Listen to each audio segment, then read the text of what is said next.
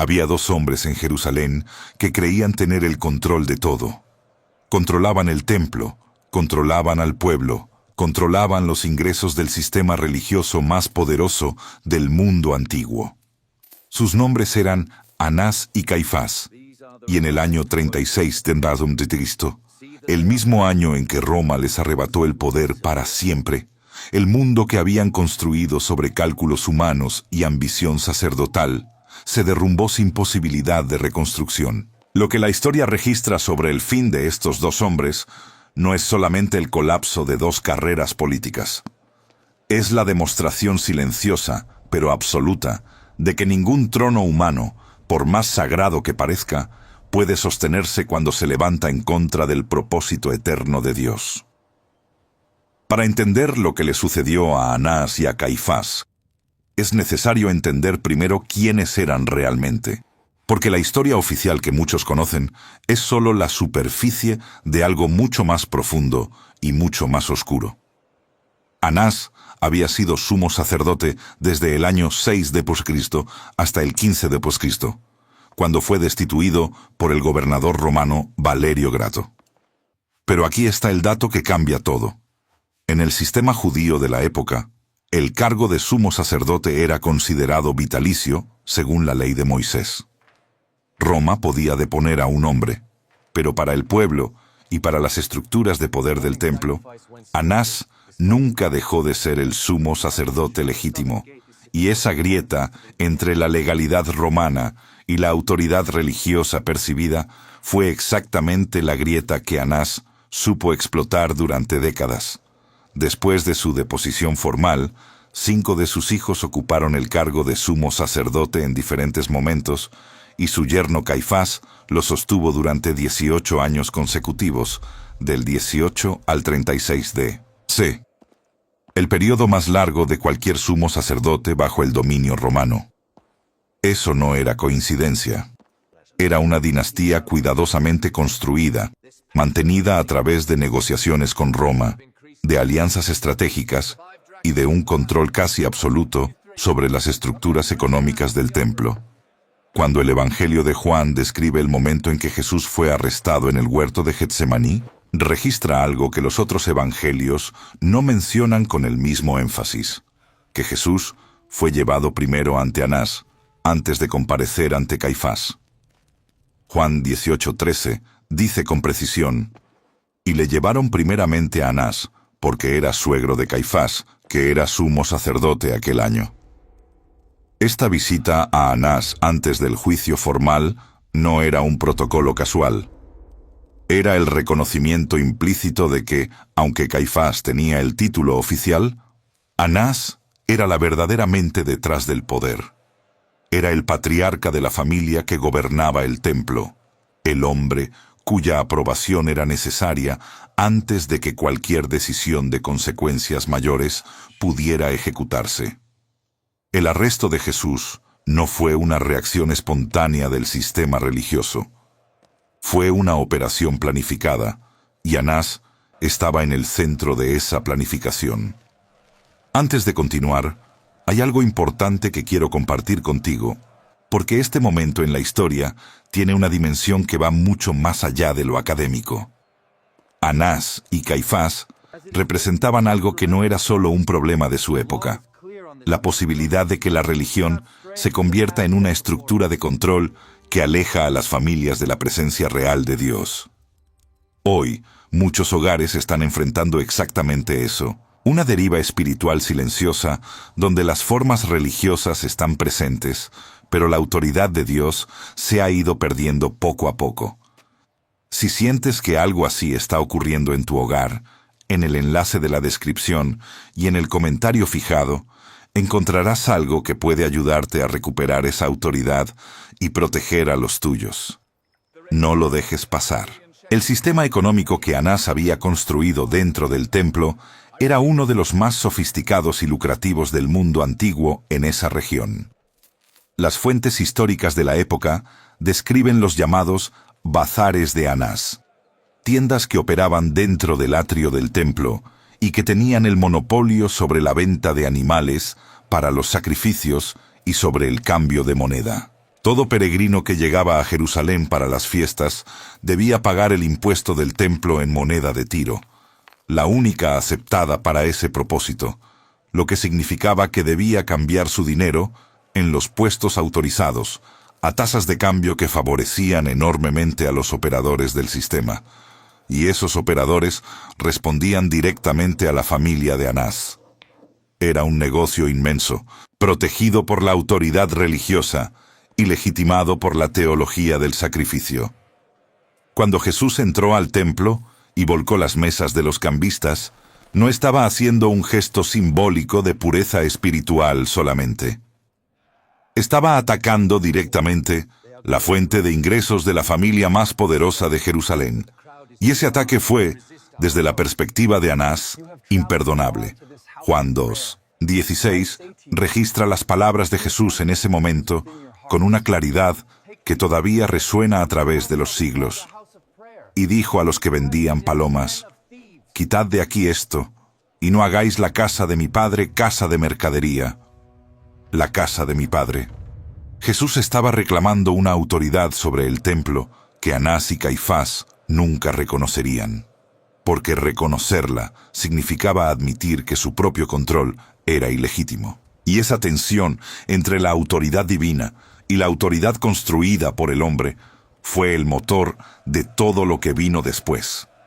Cada milagro que Jesús realizaba, cada multitud que lo seguía, cada enseñanza que liberaba a las personas del peso de las tradiciones humanas añadidas a la ley de Moisés, era una amenaza directa al equilibrio de poder que la familia de Anás había tardado décadas en construir. Para entender por qué buscaron con tanta determinación la manera de eliminarlo, hay que entender que no estaban solamente defendiendo una teología, estaban defendiendo un imperio. El momento crucial que precipitó el arresto definitivo de Jesús fue la resurrección de Lázaro. El Evangelio de Juan dedica todo el capítulo 11 a este acontecimiento, y lo que viene inmediatamente después es igualmente significativo. Juan 11, a 7:48, registra la reunión de emergencia del Sanedrín, convocada directamente a raíz de ese milagro. Entonces, los principales sacerdotes y los fariseos reunieron el concilio y dijeron: «¿Qué haremos? Porque este hombre hace muchas señales. Si le dejamos así, todos creerán en él, y vendrán los romanos y destruirán nuestro lugar santo y nuestra nación». Hay una honestidad brutal en esas palabras. No estaban diciendo que Jesús era un falso profeta, porque sus enseñanzas fueran teológicamente incorrectas. Estaban reconociendo que hacía señales reales, que tenía un seguimiento real, y que ese seguimiento era una amenaza para su posición de poder frente a Roma. El argumento era político antes que religioso. Y fue en esa misma reunión donde Caifás pronunció las palabras que Juan identifica como profecía involuntaria. Juan 11, 29:51, lo registra así. Pero uno de ellos, Caifás, que era el sumo sacerdote aquel año, les dijo: «Vosotros no sabéis nada, ni pensáis que nos conviene que un hombre muera por el pueblo, y no que toda la nación perezca». Esto no lo dijo por sí mismo, sino que como era el sumo sacerdote aquel año, profetizó que Jesús había de morir por la nación. Es uno de los momentos más extraordinarios de toda la narrativa bíblica. El hombre que estaba conspirando para matar a Jesús por razones políticas pronunció, sin saberlo, la verdad más profunda de la historia de la redención. El sumo sacerdote, cuya función era precisamente mediar entre el pueblo y Dios a través del sistema de sacrificios, estaba articulando con sus propios labios el principio del sacrificio expiatorio que se cumpliría días después en la cruz. Dios usó la boca del hombre que intentaba destruir su plan para proclamar ese mismo plan. Esa es la soberanía de Dios en su expresión más asombrosa. El enemigo del propósito eterno se convierte, sin saberlo, en su heraldo. Y aquí quiero detenerme un momento, porque esto que estamos viendo tiene una aplicación directa para cada familia que está mirando este video. Caifás habló palabras que él no entendía. Anás tomó decisiones que creía controlar, pero por encima de cada uno de ellos operaba una voluntad que ninguno de los dos podía ver ni detener. Esa misma voluntad opera hoy sobre tu hogar. Si hay tensiones en tu familia, si sientes que la unidad espiritual de tu hogar está siendo amenazada por fuerzas que no siempre puedes identificar, quiero que sepas que Dios tiene un plan de protección para los tuyos. En el enlace de la descripción y en el comentario fijado encontrarás un camino concreto para activar esa protección y recuperar la fortaleza espiritual de tu familia. Es algo que muchos padres en situaciones difíciles han necesitado y está disponible para ti ahora mismo. El juicio de Jesús ante Caifás es uno de los episodios más documentados y más estudiados de toda la historia del mundo antiguo, y su análisis revela irregularidades que los propios estándares del derecho judío de la época habrían considerado inaceptables.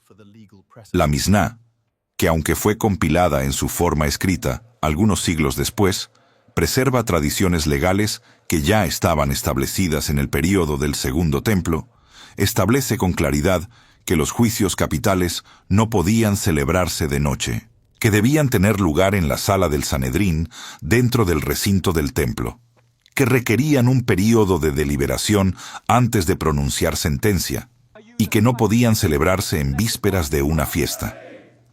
El juicio de Jesús violó cada uno de estos principios. Fue celebrado de noche, en la casa de Caifás, con una prisa que no permitía deliberación, y en la noche anterior a la Pascua. Esto no significa necesariamente que Caifás desconociera las reglas. Significa que las conocía y las ignoró deliberadamente, porque la urgencia política superaba en su mente cualquier consideración legal o religiosa. Mateo 26, 63-65, registra el momento climático del interrogatorio. Entonces, el sumo sacerdote le dijo: «Te conjuro por el Dios viviente, que nos digas si eres tú el Cristo, el Hijo de Dios». Jesús le dijo: «Tú lo has dicho. Y además os digo, que desde ahora veréis al Hijo del Hombre sentado a la diestra del poder de Dios, y viniendo en las nubes del cielo». Entonces, el sumo sacerdote rasgó sus vestiduras, diciendo: «Ha blasfemado. ¿Qué más necesidad tenemos de testigos?». El rasgo de las vestiduras era un gesto codificado dentro de la tradición religiosa judía que expresaba horror ante la blasfemia. Pero hay una dimensión adicional que con frecuencia se pasa por alto. La ley levítica prohibía expresamente al sumo sacerdote rasgar sus vestiduras sacerdotales. Levítico 21, 10 establece: «Y el sumo sacerdote entre sus hermanos, sobre cuya cabeza fue derramado el aceite de la unción, y que fue consagrado para llevar las vestiduras, no descubrirá su cabeza, ni rasgará sus vestiduras». En el acto mismo de condenar a Jesús por blasfemia, Caifás cometió una violación directa de la ley sacerdotal que se suponía debía guardar. La ironía es teológicamente devastadora. El guardián de la santidad la quebrantó en el momento en que más proclamaba defenderla. Lo que sucedió después del juicio y de la crucifixión es una historia que la mayoría de los videos sobre este tema no cuentan hasta el final, y es precisamente el final lo que hace que todo el relato adquiera su peso completo. Caifás continuó en su cargo de sumo sacerdote hasta el año 36 d.C. Durante esos años que siguieron a la resurrección de Jesús, el Sanedrín bajo su dirección y la de Anás fue el principal instrumento de persecución de la iglesia primitiva. El libro de los Hechos registra con detalle cómo Pedro y Juan fueron llevados ante ese mismo cuerpo, ante esos mismos hombres, y cómo la presencia del Espíritu Santo sobre los apóstoles produjo una confusión que el Sanedrín no supo cómo manejar. Hechos 4, 13-14, lo describe con una precisión que es casi cinematográfica. Entonces, viendo el denuedo de Pedro y de Juan, y sabiendo que eran hombres sin letras y del vulgo, se maravillaban, y les reconocían que habían estado con Jesús. Y viendo al hombre que había sido sanado, que estaba en pie con ellos, no podían decir nada en contra. Anás y Caifás estaban presentes en esa sala. Lo sabemos porque Hechos 4:6 los nombra explícitamente. Y el sumo sacerdote Anás, y Caifás, y Juan y Alejandro, y todos los que eran de la familia de los sumos sacerdotes. Los mismos hombres que habían condenado a Jesús estaban ahora sentados frente a los hombres que Jesús había transformado, y no podían decir nada en contra. El poder que habían intentado extinguir con la crucifixión no solo no había muerto, se había multiplicado, se había derramado sobre hombres sencillos de Galilea, y estaba parado frente a ellos en forma de una obra que no tenían manera de negar ni de explicar. Quiero hacer una pausa aquí para preguntarte algo que me parece profundamente importante en este momento del relato. ¿Alguna vez has sentido que las fuerzas que se oponen a la fe de tu familia parecen más poderosas que los recursos espirituales con los que cuentas? ¿Que el mundo alrededor de tu hogar está presionando de maneras que no siempre puedes identificar claramente? Esa sensación es real, y no estás solo en ella. Muchos padres y madres hoy están enfrentando exactamente esa batalla. En el enlace de la descripción y en el comentario fijado hay un camino práctico y bíblico para recuperar la autoridad espiritual en tu hogar y construir una fortaleza que ninguna presión externa pueda derribar. Muchas familias ya lo están experimentando. La tuya también puede. El año 36 de Cristo fue el año en que el mundo de Anás y Caifás colapsó de manera definitiva e irreversible. Ese año, el gobernador romano de Siria, Lucio Vitelio, llegó a Judea en el contexto de una serie de quejas y conflictos políticos que habían llegado al conocimiento de Roma. Uno de sus actos inmediatos fue destituir a Poncio Pilato del cargo de prefecto de Judea, enviándolo a Roma para responder ante el emperador Tiberio. Pero lo que con frecuencia queda en segundo plano en esa narrativa es que en ese mismo año, en esa misma oleada de reorganización política, Vitelio también destituyó a Caifás del cargo de sumo sacerdote. Después de 18 años de ejercer el poder más largo y más visible del sistema religioso judío bajo Roma, Caifás fue removido. No con gloria, no con un legado intacto, sino en medio de la misma convulsión política que se llevó al hombre con quien había colaborado para condenar a Jesús. Lo que le sucedió a Caifás después de su deposición es uno de los enigmas más fascinantes de la historia bíblica del período del Segundo Templo. Las fuentes históricas de la época no registran con claridad qué fue de él después del año 36 de Cristo. Desapareció de la historia oficial con una rapidez que contrasta dramáticamente con la prominencia que había tenido durante casi 2 décadas.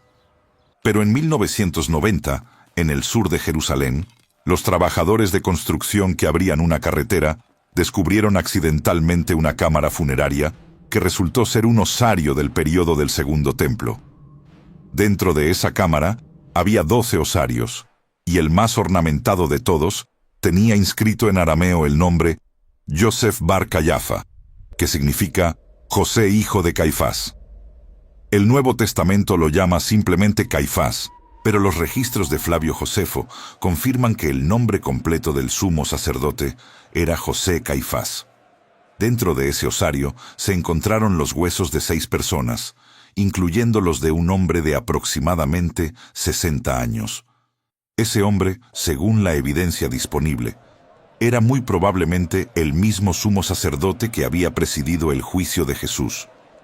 Pensar en eso tiene una dimensión que va más allá de la arqueología. El hombre que había convocado el Sanedrín de emergencia, que había rasgado sus vestiduras, que había entregado a Jesús a Pilato con las palabras «Nos conviene que un hombre muera por el pueblo», terminó en un osario descubierto accidentalmente por trabajadores de construcción. Sin narrativa, sin continuación, sin el poder que había creído eterno. La historia lo había absorbido en el silencio, mientras que el nombre del hombre que había condenado continuaba siendo proclamado en cada rincón de la tierra. No hay manera de leer eso como casualidad histórica. Es la firma de Dios sobre los eventos del tiempo. En cuanto a Anás, el patriarca de la familia, la historia es igualmente reveladora. Anás sobrevivió políticamente a su yerno por algunos años. Sus hijos continuaron ejerciendo el sumo sacerdocio en diferentes momentos a lo largo de las décadas siguientes. Pero la familia de Anás, como estructura de poder, llegó a su fin definitivo con la destrucción de Jerusalén en el año 70 de Damomusto. El templo que habían controlado, del que habían extraído riqueza y autoridad durante generaciones, fue reducido a escombros por los ejércitos romanos bajo el mando de Tito. No quedó piedra sobre piedra en las estructuras que habían sido el centro de su poder. Y con el templo, desapareció el sistema sacerdotal que les había dado su lugar en el mundo. No habría más sumos sacerdotes, no habría más bazares de Anás, no habría más monopolio sobre los sacrificios. Todo aquello que habían construido y defendido con tanta determinación fue consumido en un evento que Jesús mismo había profetizado décadas antes. Lucas 21:6 registra las palabras de Jesús sobre el templo con una precisión que resulta imposible de ignorar a la luz de lo que ocurrió en el año 70 de Cristo. En cuanto a estas cosas que veis, días vendrán en que no quedará piedra sobre piedra que no sea destruida.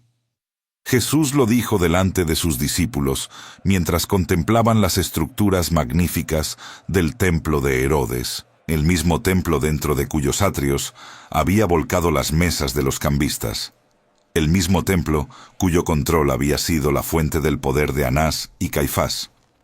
Y exactamente como lo había dicho, así sucedió.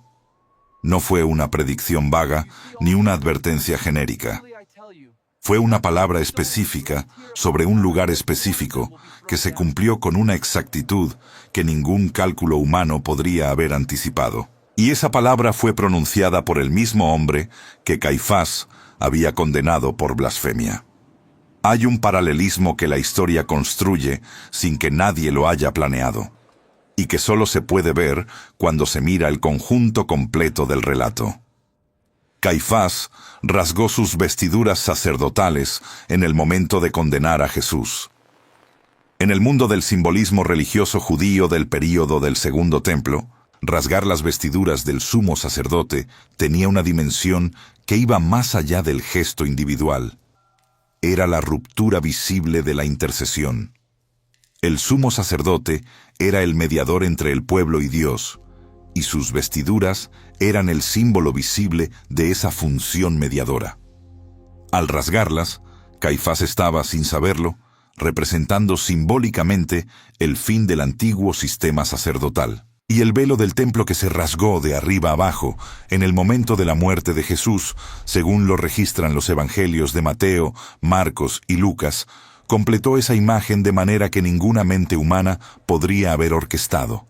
El sistema que Caifás representaba se rasgó junto con sus vestiduras, y lo que quedó abierto fue el acceso directo a Dios que el sistema sacerdotal había mediado durante siglos. Mateo 27:51 lo registra así: Y he aquí, el velo del templo se rasgó en dos, de arriba abajo, y la tierra tembló, y las rocas se partieron. De arriba abajo, no de abajo arriba, como habría sucedido si hubiera sido un gesto humano. La dirección del rasgo era en sí misma una declaración. Lo que se rasgó ese día fue rasgado desde el cielo. Y con ese rasgo, el poder que Anás y Caifás habían construido sobre el control del acceso a lo sagrado, perdió su fundamento eterno, aunque tardara décadas más en colapsar por completo en el plano histórico visible. Quiero hablarte de algo que creo que está conectado directamente con lo que estamos contemplando en este momento del relato. El velo rasgado significó que el acceso a Dios ya no pasa por estructuras religiosas controladas por hombres. Pasa por la fe, por la oración, por la palabra. Y ese acceso es el fundamento de todo hogar verdaderamente protegido. Si tu familia todavía no tiene una vida de oración y de palabra que sea el centro real del hogar, si las presiones del mundo han ido desplazando poco a poco ese centro, quiero invitarte a que no lo dejes para más tarde. En el enlace de la descripción y en el comentario fijado, encontrarás un camino estructurado y bíblico para restaurar ese centro en tu hogar, semana a semana, con pasos concretos que cualquier familia puede seguir. Es exactamente lo que muchos hogares necesitan hoy. La historia de Esteban, el primer mártir de la Iglesia, añade otra dimensión a este relato que con frecuencia no se considera en su relación con Anás y Caifás. Hechos 6 y 7 narran cómo Esteban fue llevado ante el Sanedrín, el mismo cuerpo que había condenado a Jesús, y cómo pronunció ante ellos uno de los discursos más poderosos y más valientes de todo el Nuevo Testamento. Antes de ser llevado ante ellos, el texto dice algo notable en Hechos 6, 15.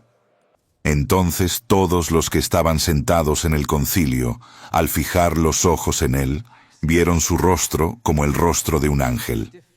Los hombres que gobernaban el Sanedrín, entre quienes se encontraban miembros de la familia de Anás, miraron el rostro de Esteban y vieron algo que no podían explicar ni negar. El mismo poder que había resplandecido en el rostro de Pedro y Juan cuando comparecieron ante ellos, estaba ahora en el rostro de este hombre que no era ni apóstol ni figura conocida, sino simplemente alguien que había sido llenado del Espíritu Santo. La gloria de Dios continuaba manifestándose ante los ojos de quienes habían intentado sofocarla, como si el cielo quisiera que no hubiera ninguna ambigüedad sobre quién tenía la autoridad real en la historia. El discurso de Esteban en Hechos 7 es un recorrido completo por la historia de Israel, que culmina en una acusación directa a los líderes religiosos que tenía delante. Vosotros los de dura cerviz e incircuncisos de corazón y de oídos, vosotros resistís siempre al Espíritu Santo, como vuestros padres, así también vosotros. Hechos 7, 51. Esas palabras eran dirigidas a los herederos del sistema que Anás había construido, a los hombres que se sentaban en los mismos asientos de poder que los sumos sacerdotes y los ancianos del Sanedrín habían ocupado durante generaciones. Y la respuesta de esos hombres, según el texto, fue rechinar los dientes de ira, taparse los oídos y arrojarse sobre Esteban. No pudieron refutar el argumento, no pudieron responder a la acusación con la Escritura. Solo pudieron acallar la voz que los confrontaba. Ese patrón, la incapacidad de responder con la verdad y la decisión de acallar al mensajero, es el mismo patrón que habían usado con Jesús. Y cada vez que lo usaban, el testimonio que intentaban suprimir se multiplicaba. La persecución que siguió a la muerte de Esteban, bajo la supervisión de un joven llamado Saulo de Tarso, que actuaba con la aprobación del Sanedrín, produjo exactamente lo contrario de lo que el Sanedrín esperaba. Hechos 8:4 lo registra con la brevedad de quien sabe que esa es la frase que lo cambia todo. Pero los que fueron esparcidos iban por todas partes anunciando el Evangelio. La dispersión que el Sanedrín utilizó como herramienta de supresión se convirtió en el mecanismo de expansión más efectivo que la iglesia primitiva podría haber tenido. El mensaje llegó a Samaria, a la región costera del Mediterráneo, a Antioquía, y desde Antioquía comenzó el movimiento misionero que transformó el mundo mediterráneo en el transcurso de una generación. Anás y Caifás habían intentado contener un río. Lo que no comprendían era que ese río tenía una fuente que ellos no controlaban y no podían controlar. Hay un momento en el libro de los Hechos que tiene una resonancia particular cuando se lo coloca en el contexto de todo lo que hemos estado contemplando. En Hechos 5, después de que los apóstoles fueron arrestados por el Sanedrín y liberados milagrosamente por un ángel durante la noche, fueron encontrados al día siguiente enseñando en el templo como si no hubiera ocurrido nada. Cuando el oficial del templo fue a buscarlos, y los trajo nuevamente ante el Sanedrín, Pedro y los demás respondieron con las palabras que se han convertido en uno de los fundamentos de la fe cristiana sobre la autoridad espiritual. Hechos 5:29 lo registra así. Respondiendo Pedro y los apóstoles, dijeron: es necesario obedecer a Dios antes que a los hombres. Esas palabras fueron pronunciadas directamente ante Anás y Caifás y los demás miembros del Sanedrín. Fueron una declaración de que el sistema de autoridad que esos hombres representaban había dejado de ser la última palabra sobre la fe y la obediencia del pueblo de Dios.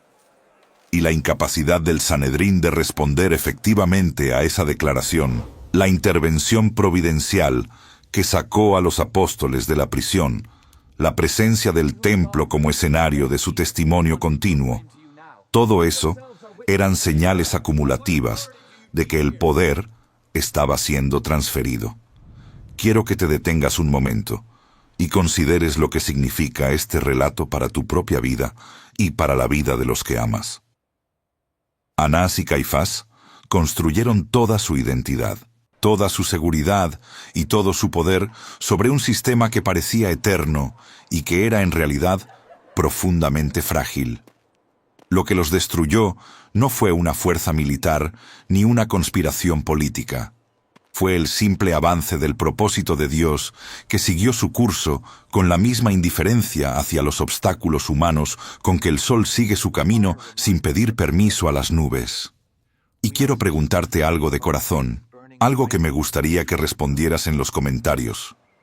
¿En qué área de tu vida o de la vida de tu familia sientes que hay estructuras humanas que están ocupando el lugar que debería ocupar solo Dios? No tiene que ser una respuesta elaborada, solo una honesta. La historia de Simón el Mago en Hechos 8 es aparentemente periférica al relato de Anás y Caifás, pero ilumina algo que es central para entender la naturaleza del poder que esos dos hombres habían ejercido. Simón era un hombre que había impresionado a toda la región de Samaria con sus artes mágicas al punto de que todos, desde el más pequeño hasta el más grande, le estaban atentos, diciendo: este es el gran poder de Dios. Hechos 8:10. Cuando vio que el Espíritu Santo era impartido a través de la imposición de manos de los apóstoles, ofreció dinero para obtener esa capacidad. La respuesta de Pedro fue inmediata y categórica: tu dinero perezca contigo, porque has pensado que el don de Dios se obtiene con dinero. Hechos 8:20. El pecado de Simón, que a lo largo de la historia de la Iglesia ha dado su nombre a la compra y venta de cargos y dones espirituales, era exactamente la lógica que Anás había aplicado al sistema del templo durante décadas. Había tratado el acceso a lo sagrado como una mercancía que se administraba a través del dinero y el poder. Y esa lógica, Pedro lo declaró con claridad absoluta, es incompatible con el reino de Dios. La figura de Saulo de Tarso introduce una dimensión adicional que transforma por completo la narrativa del fin del sistema que Anás y Caifás representaban. Saulo era, en el momento de la muerte de Esteban, el instrumento más eficiente de la persecución del Sanedrín contra los seguidores de Jesús. Hechos 9:1 lo describe así: Saulo, respirando aún amenazas y muerte contra los discípulos del Señor, vino al sumo sacerdote. La imagen es vívida, un hombre tan cargado de determinación destructiva que el texto lo describe como si estuviera respirando amenazas, y cuya primera acción era presentarse ante el sumo sacerdote para recibir autorización de continuar la persecución. Era la encarnación perfecta del sistema de Anás y Caifás, funcionando en su máxima expresión. Y fue ese hombre, el más feroz defensor del sistema que intentaba destruir la Iglesia, el que Jesús mismo detuvo en el camino a Damasco y transformó en el instrumento más poderoso de la expansión de su reino. El hombre que había llevado cartas del sumo sacerdote para arrestar seguidores de Jesús, se convirtió en el apóstol que llevaría el mensaje de Jesús desde Antioquía hasta Roma. Hechos 9, 3, 5 lo registra con la inmediatez de quien está describiendo algo que excede cualquier categoría de experiencia ordinaria. Mas yendo por el camino, aconteció que al llegar cerca de Damasco, repentinamente le rodeó un resplandor de luz del cielo, y cayendo en tierra, oyó una voz que le decía: «Saulo, Saulo, ¿por qué me persigues?» Él dijo: «¿Quién eres, Señor?» Y le dijo: «Yo soy Jesús, a quien tú persigues. Dura cosa te es dar coces contra el aguijón». Jesús, a quien tú persigues. Las mismas palabras que confirman que la persecución del Sanedrín no era contra un movimiento humano, sino contra el Señor mismo. Y si el Sanedrín estaba persiguiendo al Señor mismo, el resultado de esa persecución estaba determinado desde el principio. No hay ningún poder humano que pueda sostener una guerra contra el cielo y ganarla. Esa es la lección que la historia de Anás y Caifás enseña desde cada uno de sus ángulos. Quiero que consideremos juntos una dimensión del relato de Caifás que pocas veces se contempla en profundidad: la dimensión de la conciencia. Porque Caifás no era un hombre ignorante, era el sumo sacerdote de la religión que había preservado durante siglos la promesa del Mesías. Había crecido en el estudio de las Escrituras, había sido formado en la teología del templo, conocía las profecías de Isaías sobre el siervo sufriente, conocía los salmos mesiánicos, conocía los textos de Daniel sobre el Hijo del Hombre. Y cuando Jesús, en el momento del interrogatorio, respondió con las palabras del Salmo 110 y de Daniel 7 sobre el Hijo del Hombre, viniendo en las nubes del cielo, Caifás no ignoró la referencia. La reconoció. Por eso rasgó sus vestiduras. Porque lo que Jesús había dicho era exactamente la afirmación que el texto mesiánico esperaba que el Mesías hiciera, y Caifás tuvo que elegir en ese momento entre la fe y el poder.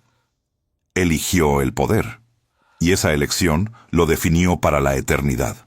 Esa elección tiene un eco en cada vida humana, incluida la tuya, no en la escala dramática de Caifás, pero sí en la sustancia de la decisión. ¿Qué hago cuando reconocer la autoridad de Dios en mi vida significa soltar el control de algo que he construido? ¿Qué hago cuando el Espíritu Santo me confronta en un área de mi hogar, de mis relaciones, de mis hábitos? Y la respuesta honesta implica un costo real. Esa es la pregunta que Caifás no pudo responder con integridad. Y es la pregunta que cada familia enfrenta en uno u otro momento de su camino. En el enlace de la descripción y en el comentario fijado hay algo que fue diseñado específicamente para ayudar a las familias a responder esa pregunta con herramientas prácticas y fundamento bíblico. Muchos que lo han encontrado dicen que llegó exactamente en el momento en que más lo necesitaban. Quizás ese momento es ahora para ti. El impacto del papiro y los escritos del período que cubre este relato añaden una capa de validación histórica que es difícil de ignorar. Flavio Josefo, el historiador judío del primer siglo, menciona a Anás y a sus descendientes en sus escritos de una manera que confirma y enriquece el relato del Nuevo Testamento. Josefo describe a Anás como un hombre de extraordinaria fortuna y muy estimado por los ciudadanos, pero también vincula su nombre y el de su familia con una violencia específica contra los seguidores de Jesús, que el libro de los Hechos confirma de manera independiente. Esta convergencia entre fuentes independientes, el texto bíblico por un lado y el historiador judío que no era seguidor de Jesús por el otro, es uno de los elementos que hacen que la narrativa histórica de este período sea extraordinariamente sólida. No estamos ante una historia que depende de una sola fuente o de una tradición sin verificación externa. Estamos ante un registro que múltiples testigos y escritores, desde perspectivas completamente diferentes, confirman en sus líneas fundamentales. Josefo también registra el final de la familia de Anás con un detalle que tiene una resonancia particular a la luz de todo lo que hemos contemplado.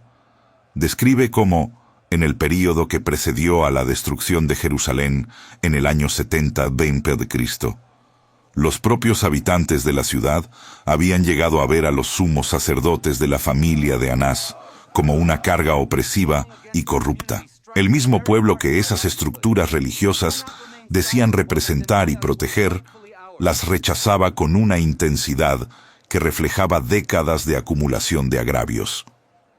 El poder construido sobre el control del acceso a lo sagrado había producido exactamente lo contrario de lo que debería haber producido: alejamiento, resentimiento y, finalmente, colapso. Es el destino inevitable de cualquier estructura religiosa que coloca su propia preservación por encima del bienestar espiritual de aquellos a quienes dice servir. Hay una profecía en el libro de Zacarías que adquiere una dimensión particular cuando se la lee en el contexto de la historia de Caifás. Zacarías 11, 12, 13 contiene estas palabras que el Evangelio de Mateo conecta directamente con la traición de Judas y las 30 monedas de plata. Y les dije: si os parece bien, dadme mi salario, y si no, dejadlo. Y pesaron por mi salario 30 piezas de plata. Y me dijo el Señor: échalo al tesoro, hermoso precio con que me han apreciado. Mateo 27, 9-10. Cita esta profecía al describir lo que ocurrió con el dinero de Judas después de que Judas lo devolvió al templo. Los sacerdotes, según el relato de Mateo, tomaron ese dinero y compraron con él el campo del alfarero, porque no les parecía lícito echarlo al tesoro del templo, ya que era precio de sangre. Es decir, los mismos hombres que habían pagado 30 monedas de plata para entregar a Jesús a la muerte, no querían contaminar el tesoro del templo con ese dinero. Preferían comprar un campo para sepultar a los extranjeros. La hipocresía de esa distinción, la diferencia que establecían entre pagar por la muerte del inocente y contaminar el tesoro sagrado con el pago, es la misma hipocresía que había caracterizado todo su ejercicio del poder religioso. Lo que el Evangelio de Juan registra sobre las últimas horas antes de la crucifixión añade un detalle que con frecuencia pasa inadvertido, pero que tiene una profundidad teológica enorme. Juan 18, 28 dice que los líderes religiosos que llevaron a Jesús a Pilato no entraron en el pretorio para no contaminarse y así poder comer la Pascua.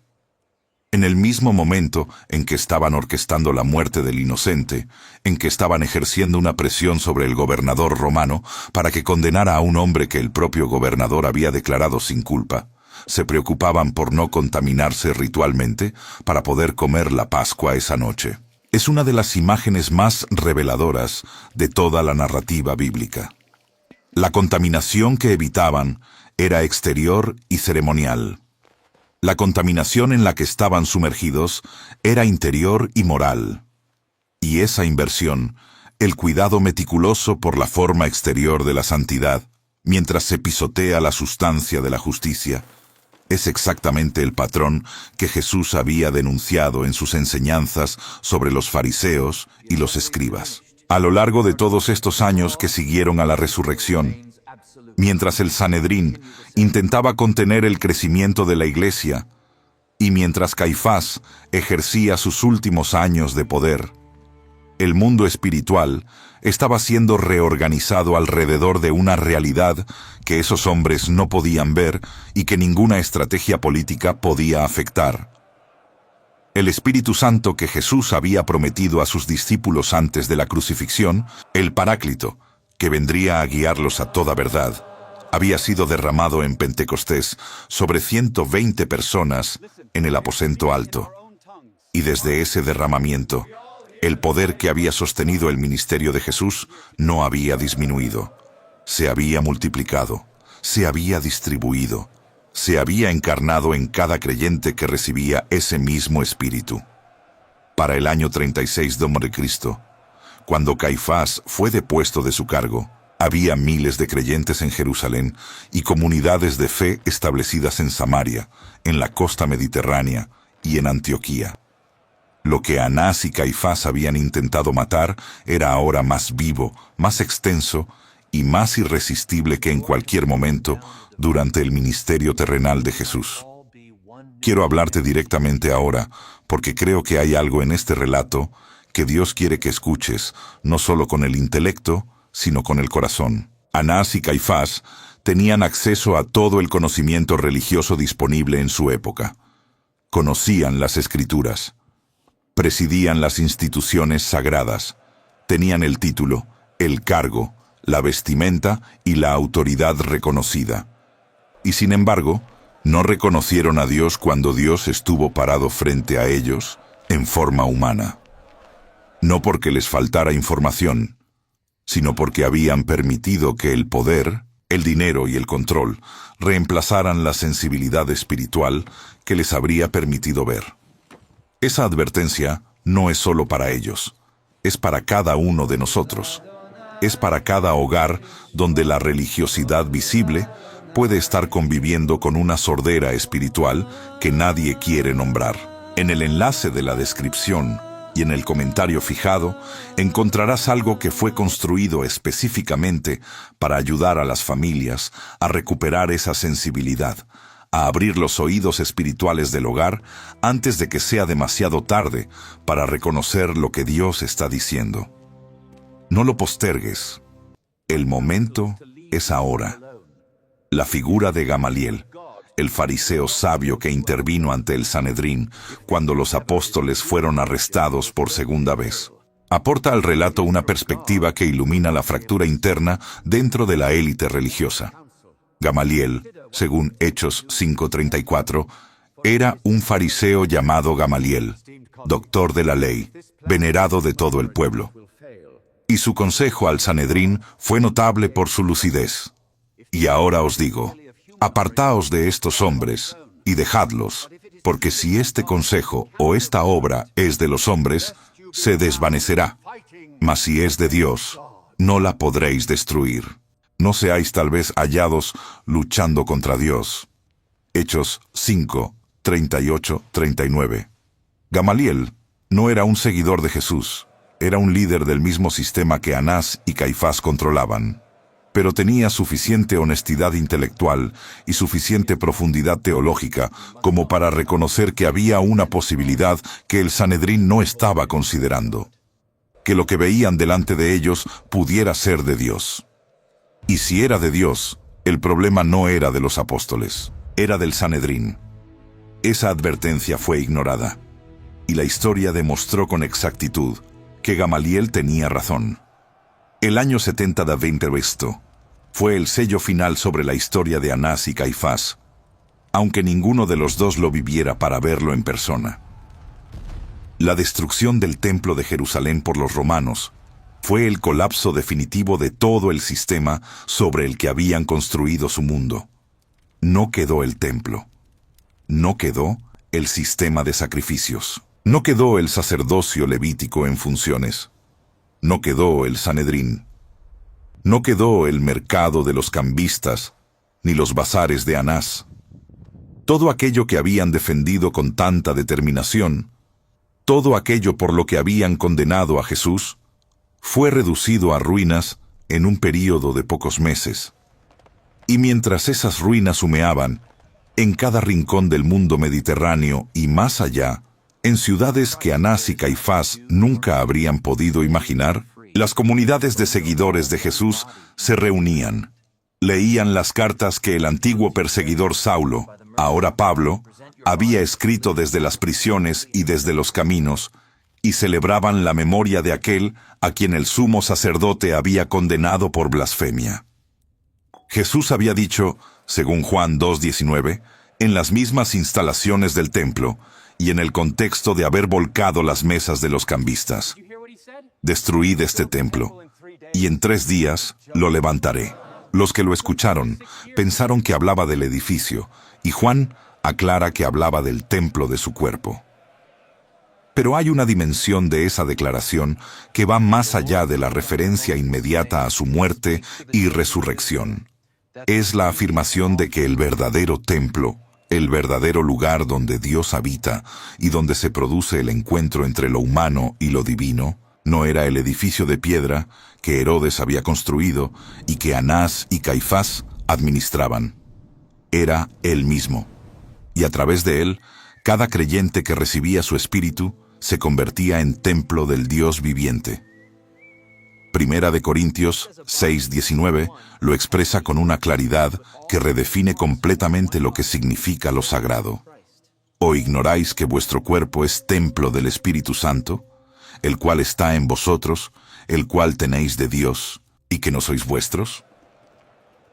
El sistema que Anás y Caifás habían construido sobre el control del acceso a lo sagrado fue reemplazado por una realidad en la que cada creyente lleva consigo el santuario de la presencia divina. No hay manera de administrar eso. No hay manera de convertirlo en monopolio. No hay manera de ponerle precio de cambio o de controlarlo a través de bazares. Esta verdad, que la presencia de Dios no puede ser monopolizada ni administrada por ninguna estructura humana, es una de las más liberadoras y más exigentes del Evangelio. Liberadora porque significa que el acceso a Dios no depende de ningún intermediario humano.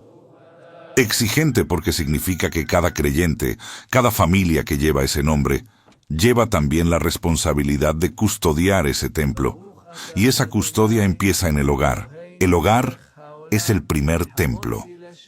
El hogar es donde la presencia de Dios debe ser protegida, cultivada, mantenida viva contra todas las presiones que intentan desplazarla. En el enlace de la descripción y en el comentario fijado, encontrarás una herramienta diseñada para ayudarte a ejercer esa custodia con sabiduría y con raíces bíblicas profundas, semana a semana, de manera práctica y transformadora. Muchos hogares ya están experimentando esa transformación. El tuyo puede ser el siguiente. Hay un último elemento de este relato que quiero que contemplemos juntos, porque es quizás el más silencioso y el más poderoso de todos. En algún momento, entre el año 36 de Cristo y el año 70 de Destenomaso, mientras la iglesia crecía y el evangelio se expandía, hubo sacerdotes que creyeron. Hechos 6:7 lo registra casi de paso, como si fuera un detalle menor, pero es uno de los detalles más extraordinarios de todo el libro. Y crecía la palabra del Señor, y el número de los discípulos se multiplicaba grandemente en Jerusalén. También muchos de los sacerdotes obedecían a la fe. Muchos de los sacerdotes, hombres que servían dentro del sistema que Anás y Caifás controlaban. Hombres que habían crecido en los rituales, en los sacrificios, en la liturgia del templo, y que al encontrarse con la realidad de la resurrección y con la presencia del Espíritu Santo en la comunidad de creyentes, reconocieron en esa realidad el cumplimiento de todo lo que el sistema en el que habían servido apuntaba. No todos los sacerdotes eran Caifás. No todos los hombres del sistema eran como Anás. Había algunos que, cuando vieron la luz, la siguieron. Y esa es también una parte de la historia. Porque la historia de Anás y Caifás no es solo una historia sobre el fracaso del poder humano frente al propósito de Dios, aunque lo es. No es solo una historia sobre la hipocresía religiosa y sus consecuencias, aunque también lo es. Es, en su nivel más profundo, una historia sobre la misericordia de Dios que continúa extendiendo su invitación incluso a quienes se han opuesto a Él con más determinación. El mismo Saulo que respiraba amenazas y muerte contra los discípulos se convirtió en Pablo. Los sacerdotes que obedecieron a la fe encontraron en la realidad que Caifás había rechazado el cumplimiento de todo lo que el sacerdocio prometía. Y si Dios podía alcanzar a Saulo en el camino a Damasco, si podía transformar la persecución en evangelismo y el rechazo en obediencia, entonces ninguna historia humana está tan perdida como para estar fuera del alcance de su gracia. Esa es la buena noticia que permanece cuando los imperios de los hombres han caído. El año 36 de no fue solo el año en que Caifás fue depuesto y el poder de la familia de Anás comenzó su declive irreversible. Fue el año en que la historia demostró, para quien quisiera verlo, que el propósito de Dios no puede ser contenido por ninguna estructura humana, por más poderosa, por más religiosa o por más legitimada que parezca. Anás había construido una dinastía. Caifás había ejercido el pontificado más largo bajo Roma. Juntos habían condenado a quien describieron como un blasfemo de Galilea. Y ese mismo hombre al que condenaron continuaba siendo proclamado en cada ciudad del mundo conocido, mientras los nombres de sus acusadores se hundían lentamente en el silencio que aguarda a todos los que colocan su propia voluntad por encima de la de Dios. La historia los recuerda hoy, no por lo que construyeron, sino por lo que rechazaron. Y lo que rechazaron sigue siendo, 2000 años después, lo único que permanece. Si este relato ha encendido algo en tu interior, si has sentido que la historia de Anás y Caifás te habla sobre algo que está ocurriendo en tu propio tiempo y en tu propio hogar, te pido que no guardes eso solo para ti. Comparte este video con alguien que necesite recordar que el propósito de Dios siempre prevalece, incluso cuando los poderes de este mundo parecen tenerlo todo bajo control. Suscríbete a este canal para que no te pierdas lo que viene, porque hay más historias como esta, historias que la Biblia preservó, para que las generaciones que vivimos en estos tiempos las entendamos con la profundidad que merecen. Y si hay alguien en tu vida que está atravesando una crisis de fe, que siente que las estructuras en las que confiaba lo han fallado, hazle llegar este mensaje. Porque la misma gracia que alcanzó a los sacerdotes que obedecieron a la fe, puede alcanzarlo a él también, exactamente donde está.